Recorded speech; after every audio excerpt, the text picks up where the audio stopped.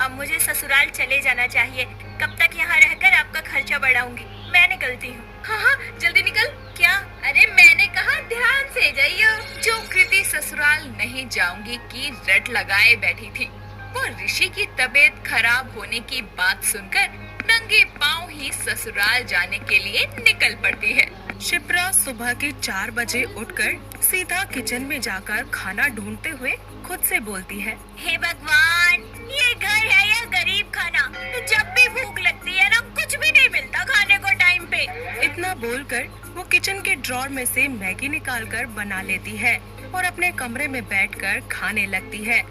तभी उसके पति हिमांशु की आंखें खुल जाती हैं और उसको मैगी खाता हुआ देखकर वो उससे बोलता है, अरे ये तुम्हारा पेट है या कुआं जो कभी भरता ही नहीं है? जी मुझे समझ नहीं आता कि आप मेरे खाने के पीछे क्यों पड़े रहते हो? टाइम देख रही हो? सुबह के 4 बज रहे हैं और इस टाइम कौन उठकर खाना खाता है? मोटी कहीं की। आपने मुझे मोटी बोला? मोटी हूँ मैं? मोटी को मोटी ना बोलूं तो क्या बोलूं? पूरा दिन गाय की तरह चरते चरते पूरे शरीर में चर्बी चढ़ रही है। अगर यही हाल रहा ना तो एक दिन खा खा कर फट जाओगी। तो आपको ऐसा लगता है? ठीक है, फिर मैं आज से ही ना डाइटिंग करूंगी और फिर देखना आप कैसे मेरा वजन और खाना दोनों कम होते हैं। इतना बोलकर शिप्रा मैगी खाकर सो जाती है। कुछ ही देर के बाद सुबह हो जाती है और हिमांशु तैयार होकर ऑफिस के लिए निकल रहा होता है और शिप्रा से बोलता है, शिप्रा, अभी तक ब्रेकफास्ट तैयार नहीं हुआ, मैं ऑफिस के लिए लेट हो रहा हूँ। हिमांशु की आवाज सुनकर शिप्रा सैलेड खाते हुए किचन से बाहर आती है और बोलती है, अरे क्या हो गया हिमांशु जी? क्यों गले को कष्ट दे रहे हो इतना मुझे आवाज लगा लगा कर? मेरा लंच और ब्रेकफास्ट कहाँ है?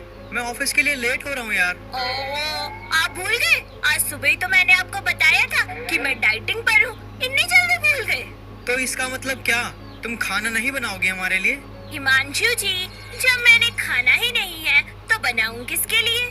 शिप्रा की ये बात सुनकर हिमांशु उस पर गुस्सा होने लगता है कि तभी उसकी माँ चेतना लंच लेकर आती है और उसके हाथों में देते हुए बोलती है, तेरी माँ अभी जिंदा है। अगर ये भैंस खाना नहीं बनाएगी तो हम भूखे नहीं मर जाएंगे।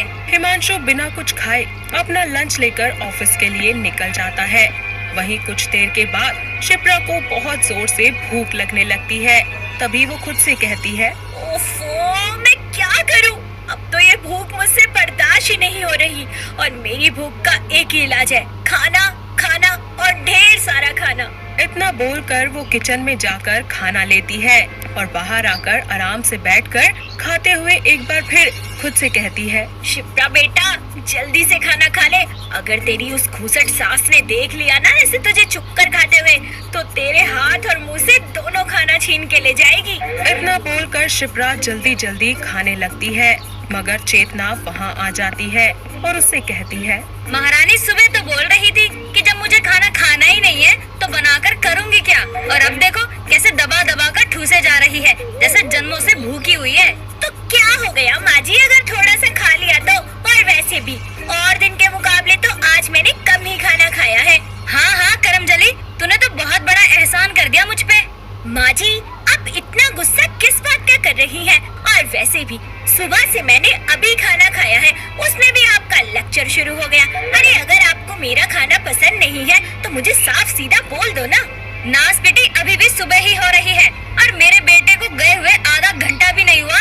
और हाँ, मुझे नहीं पसंद ये तेरा बार बार बेसब्रों की तरह खाना खाना। देखिए, आपकी पसंद नापसंद से मुझे ढेले भर का फर्क नहीं पड़ता। मैं खाऊंगी और ऐसे ही खाऊंगी।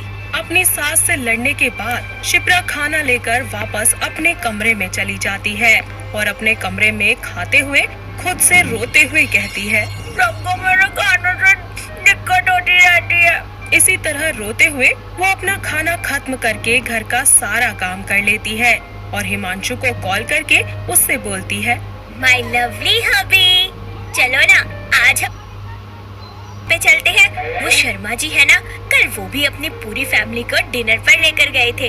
तुम भी ले चलो ना, माँ जी को कितना अच्छा लगेगा और मुझे खाना भी नहीं बनाना पड़ेगा। बाहर तो मैं ले जाऊं तुम्हें, पर तुम खाती इतना हो कि मुझे बिकवा दोगी। पर मैं सिर्फ ये माँ के लिए ही करूँगा। सच्ची? फिर ठीक है, चलो मैं जल्दी से तैयार हो जाती हूँ और माँ जी को भी तैयार होने के लिए बोल देती हूँ। अरे पहले मेरी बात तो सुन लो, मैं तुम्हें बाहर ले जाऊंगा, पर मेरी एक शर्त है। मुझे आपकी हर एक शर्त मंजूर है, बताइए क्या शर्त है आपकी? यही कि तुम वहाँ मेरी बेइज्जती नहीं करवाओगी और अपने खाने पर कंट्रोल रखोगी। शिप्रा उससे वादा कर देती है।